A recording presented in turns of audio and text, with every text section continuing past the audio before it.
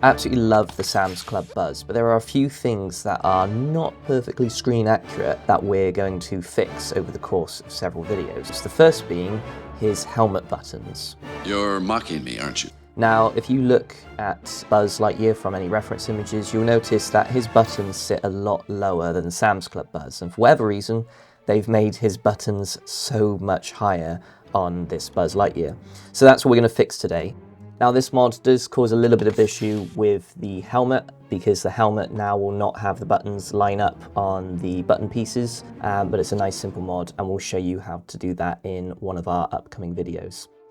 So the tools we've used, we would use our Dremel, except we burnt our Dremel out, so we had to use our screwdriver as a makeshift Dremel. That alongside with some sponge sanding paper, as well as one of our foot sanders.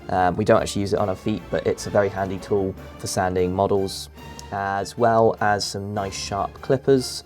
Lastly, it's just a little bit of super glue.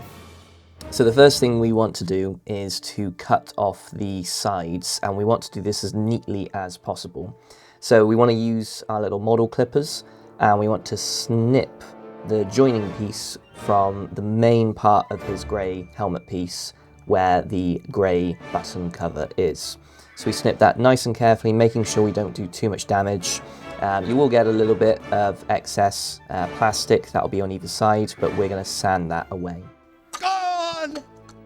It's all gone. All of it's gone. Bye-bye. Woo, see ya. Now, the next thing we need to obviously do is remove the grey material from the button cover at the bottom, because obviously there's too much material and we need it to sit a lot lower. So again, looking at the Buzz Lightyear references, we can see that the purple button is almost touching the white of his body piece. So by removing the right amount of material and again, then sanding down, this allows us to get it nice and flush. Before we can properly glue the buttons in place though, we need to make adjustments to Buzz's green shoulder and collar pieces. So you notice that they just meet in the middle, which they shouldn't do. They should actually dip down onto the white of his body with a little bit of a circular motion. So this is where a Dremel comes in really handy. And if you've got a circular sanding bit, you want one that's only as small as the one we're using. What we had to do as well is just mark off with a permanent marker the areas that we wanted to remove, so when we came to sanding we didn't remove too much material.